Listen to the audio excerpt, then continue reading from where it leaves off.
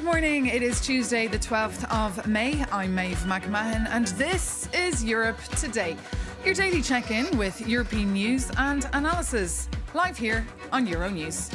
Coming up, the European Union has signed off on sanctions against Israeli settlers over ongoing violence in the West Bank.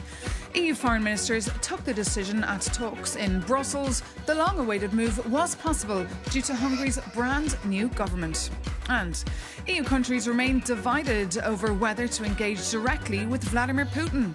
Last weekend, the Russian president suggested he was open to talks to end the war and hinted that the former German Chancellor Gerhard Schröder could play a role. Brussels, though, has rejected the proposal. Meanwhile, in the UK, Prime Minister Keir Starmer is under mounting pressure, with more Labour MPs calling for his resignation. We'll speak exclusively to the UK's Europe Minister, a member of the very Labour Party. And it's that time of the year again when millions of Europeans tune in to the Pan-European Song Contest, the Eurovision. It starts tonight. But this year is different. Spain and Slovenia are snubbing the festival, and Ireland over Israel's war in Gaza. We can start first with those meetings between EU foreign affairs ministers that saw countries split over that idea of engaging directly with Russia to end the ongoing war in Ukraine. Euronews' Jorge Librero followed the talks for us and joins me now for the latest. So Jorge, I really feel like we've been here before. Remind us why this topic is on the agenda again. Indeed, we've been talking about talking with Russia for at least 1 year now. But something has changed now. It's not Vladimir Putin, it's more Volodymyr Zelensky, who is increasingly exasperated and frustrated with the White House diplomacy, which is now fully focused on the Middle East. Last week, Zelensky publicly called on the Europeans to have one common voice with talks with Russia. And he said we need to find a workable diplomatic format to make this happen. So now we have Zelensky's encouragement on the record. But despite this, member states remain very divided on whether we should talk with Russia or not to break this diplomatic isolation. We know that some member states, like France and Italy, want to have a seat at the table as soon as possible, while other member states like Germany, the Baltics, the Nordics, prefer to wait and approve new sanctions to weaken the Russian economy, and this could weaken Russia's negotiating hand. But the divisions, as I said, are intractable for the time being, and this became very clear yesterday at the meeting of foreign affairs ministers, and this is what Kaja Kallas, the High Representative, had to say at the end. EU has always supported attempts to achieve a just and lasting peace. For Europe to take more active role, we must agree amongst ourselves what we want to talk to Russia about and what are our red lines. Kaja Kallas there. So what's next? Can Kaja Kallas there bridge the differences? Can she do it? That's a good question. Look, for the past weeks, Kaja Kallas has been circulated a confidential document that includes concessions and demands that Russia should fulfill at the negotiating table. Of course, this document is going to be ignored by Russia, but it could help bring all the 27 member states together towards a common position to avoid this sort of cacophony that we have seen in the past, when member states go the wrong way. And this document will be discussed again later this month in Cyprus. So let's see if they find a final version of this document. However, there are two factors that are influencing the discussions very much. The first one is that Russia's position remains maximalist. It remains unchanged. So what is the point of speaking with Russia if Russia is going to tell you the same thing that's been saying for the past year? And the second one is that Russia continues to bombard Ukraine. Last week, it bombarded a kindergarten, so it shows the ruthlessness of this war of aggression. So nobody wants to send a special envoy to Moscow and then the next day see Moscow strike a hospital in Kyiv. This is something that would be humiliating for the Europeans. So the bottom line is here. Do the benefits of speaking with Russia outweigh the risks, or do the risks outweigh the benefits? And when the Europeans manage to answer this question, they will be able to take a step forward. Well, they probably might need a little bit more time. More time indeed, for sure. Okay, Librero, thank you so much for that very comprehensive update there. And for another view, coming up, we'll be joined by Thomas Byrne, the Irish Minister for Defence and European Affairs. As Ireland prepares to take over the presidency of the Council of the European Union, the Fianna Fáil politician is in Brussels today to join EU defence ministers for more talks on how to support Ukraine and to boost European security. That's all in a context of an uncertain Middle East, with President Trump stating that the ceasefire with Iran is on, quote, life support. Good morning, Minister. Great to have you with us. Morning, Maeve. How are you? Good. So, look, you'll be meeting defence ministers today. You'll be joined by the Ukrainian defence minister. Should we expect anything concrete? Well, look, I think we will be discussing lots of issues in the defence sphere. We had the discussion yesterday at the Foreign Affairs Council on Ukraine as well. I think Ukraine is very, very strong and forward in people's minds in Europe. So the question is, how do we best help Ukraine? Whether it's provision of military materiel, whether it is through sanctions on Russia, whether it is through peace talks or indeed the enlargement of the European Union. I think there are so many different avenues for us to help Ukraine and to end this war. And on sanctions against Russia, a 21st package is being written as we speak, something you'll probably have to push through during your presidency. Will it work, though, these sanctions? Well, look, we've achieved a huge amount.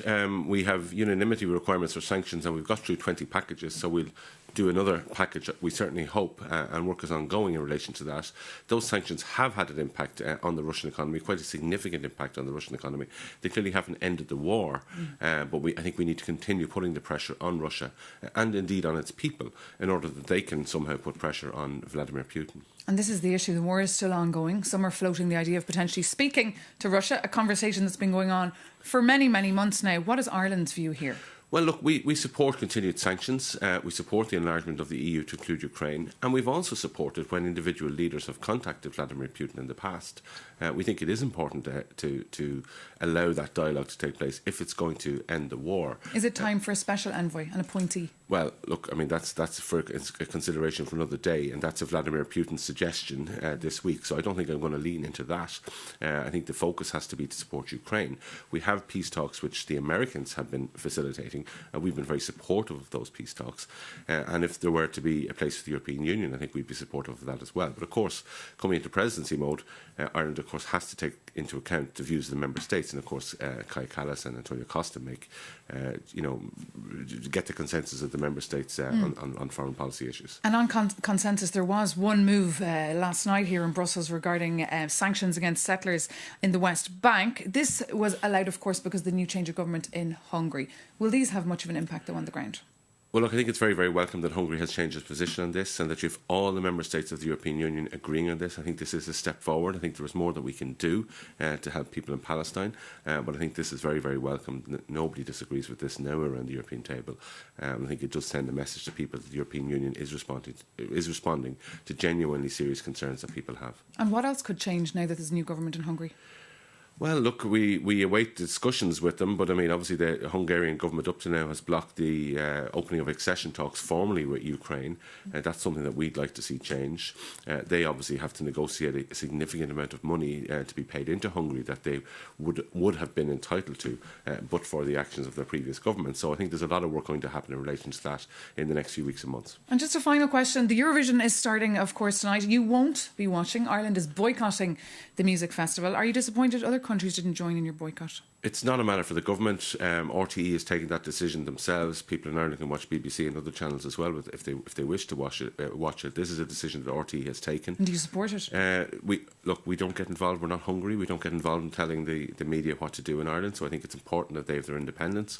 They've decided this independently, and that's the decision for them to take in relation to their audience. The independence of RTE, I think, is something that has been critical and central to our democracy over the decades. OK, Minister Thomas Byrne, thank you so much for coming in to us, and best of luck with your long day of talks. Here, and now to the UK, where Keir Starmer's hold on power appears to be slipping away. Cabinet ministers have asked him to set out a timetable for his departure. Despite this, the UK is still trying to reset relations with Brussels and set the agenda abroad. Our EU correspondent, Angela Scudens, spoke to the UK Europe Minister and started by asking him about Downing Street's role in supporting abducted Ukrainian children. Russia, as I said, has taken tens of thousands of these children, identifying where they are, making sure that we understand where they've gone. They've gone all over Russia, in many cases forcibly adopted, and in some cases taken to camps, indoctrinated, in some cases taught to try and hate where they came from. It's one of the most shocking things, I think, that I've ever heard of. And that's why today also we are announcing new sanctions on on individuals and organisations who are behind this practice, building on the sanctions that we've already introduced. Tell me a little bit more about the sanctions, as well as that €1.3 million equivalent injection that has been pumped into this fight. Well, that money comes on top of money that we've already put into some of the pilot tracing programmes and initiatives which are doing this crucially important work on identifying these children and where they've gone. But on top of that, it is about exposing and holding to account those who are responsible. And as I said, that's not just individuals, that's also organisations and locations which have been used for these indoctrination camps and attempts to turn Ukrainian children against their culture and their heritage and their history. And that's what's the most heinous part of this, really, is this not only what's being done to these children directly, but it's that attempt to destroy Ukrainian culture, history, language, and that very much sits at the horrific way in which Putin has prosecuted this war. Absolutely. Let's look at the recent election over the weekend in Britain. How is the government of Keir Starmer digesting this news, which saw Labor lose quite disastrously in the local election, the council elections, and saw the Reform UK doing quite well? Well, the Prime Minister set out his response very clearly in her speech this morning. He has accepted responsibility for where there have been significant challenges, particularly in the way that we're communicating with the country, and that people are anxious for change and change to happen faster. But I'm very proud of our record as a government in what we're doing on health, on education, on transport, on bringing children out of poverty, on increasing the minimum wage, on the greatest transformation of workers' rights in a generation, our investments in renewable energy, our new police on the streets, and we all have a job to do to communicate that more clearly and to provide hope and optimism about the future in what is a very, very difficult time. And what he was acknowledging absolutely this morning is that people are still feeling the pinch in their pocket. They're seeing conflict around the world. They're seeing pressure on energy prices. And we as a government have to be seen to be responding to that. And we are, and we will continue to do so. But he's also made it quite a big, strong point of his policy platform to reset relations between the UK and the EU. Does the results at the ballot box suggest that perhaps Britons don't actually want this? Well, he set out very clearly this morning that, a lot of the things that were told us about Brexit by Nigel Farage and Reform were simply not true. He said it would make us richer. It hasn't. He said it would bring down migration. In fact, migration had gone up, although we're taking significant steps to reduce irregular migration. And of course, he made a load of other false promises about the so-called sunny uplands that would come, and that hasn't been the case. So the Prime Minister has set out very clearly we need to be working closely with our European partners on the economy, on security, on defence, and internationally in what is a very turbulent world. And that's exactly what we will be doing in the run-up to the next UK-EU summit, and what we're trying to achieve through our agreements on agriculture and food, on energy, on a youth experience scheme. That's what he set out this morning. It's what we're all working towards. Do you have a date for that summit? We don't have a fixed date yet, but it will be this summer, and we're working on an ambitious agenda. And of course, we will keep a very close eye on that summit and report on it. But now, farmer groups are furious about rising energy and fertiliser costs. Since the war in Iran and high gas prices, fertilisers are becoming very expensive to produce, and farmers were hoping for serious support from Brussels.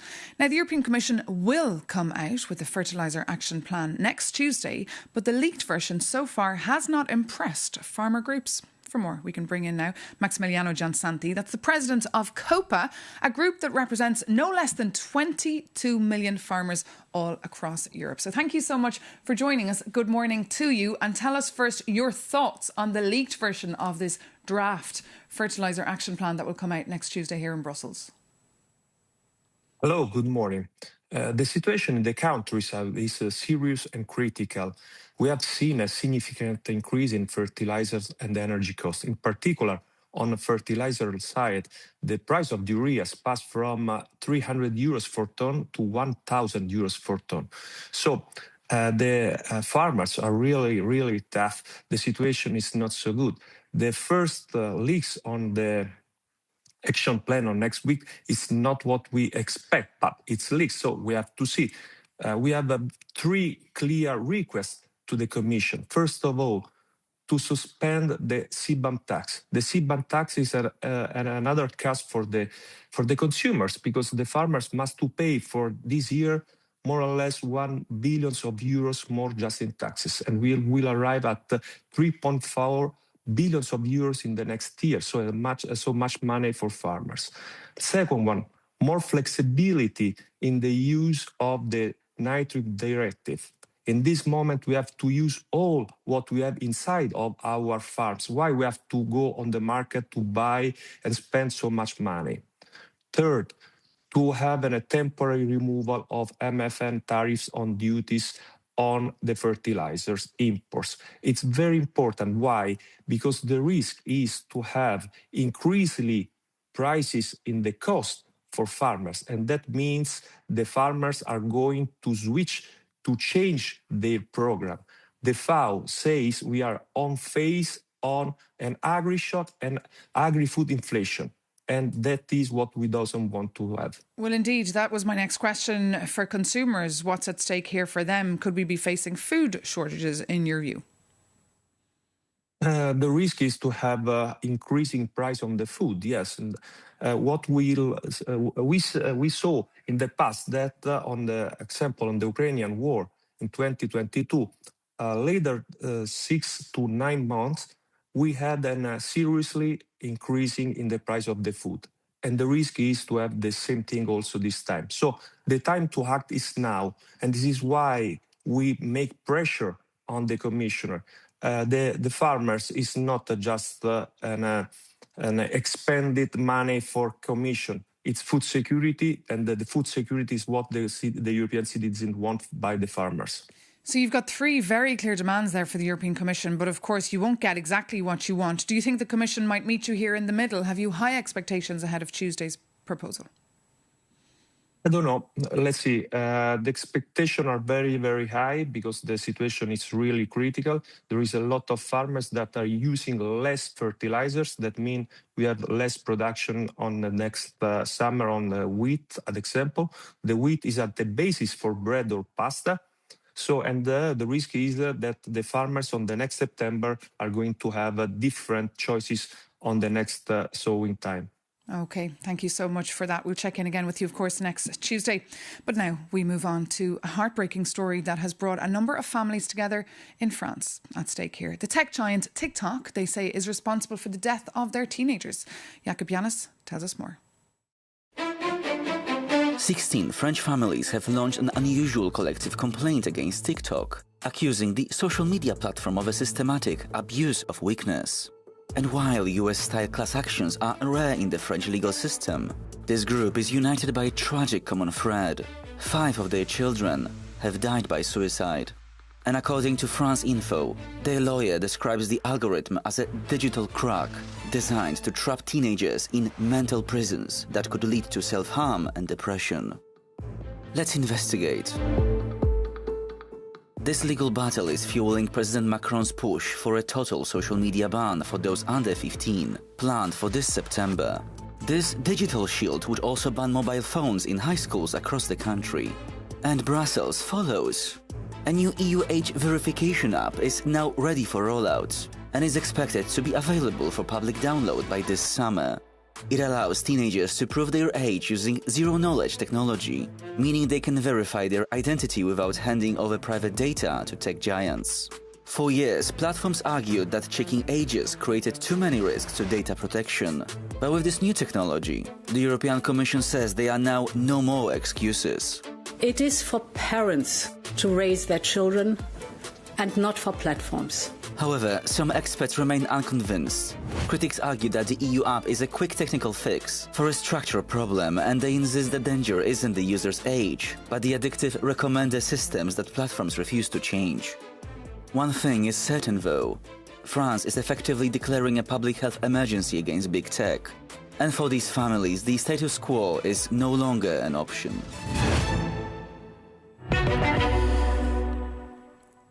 Jacob Jannis there on a story being watched carefully here in Brussels. And speaking of the Belgian capital, if you are trying to get in or out of it today, you won't, as Belgium's 3 largest trade unions are striking over retirement age laws. So there's major disruptions at Brussels Airport. For more on that story or anything else we're covering, do visit Euronews.com. But that brings this edition to an end. Reach out to us here at Europe Today at Euronews.com if you have any comments or pointers. Take care, thanks for watching, and see you very soon.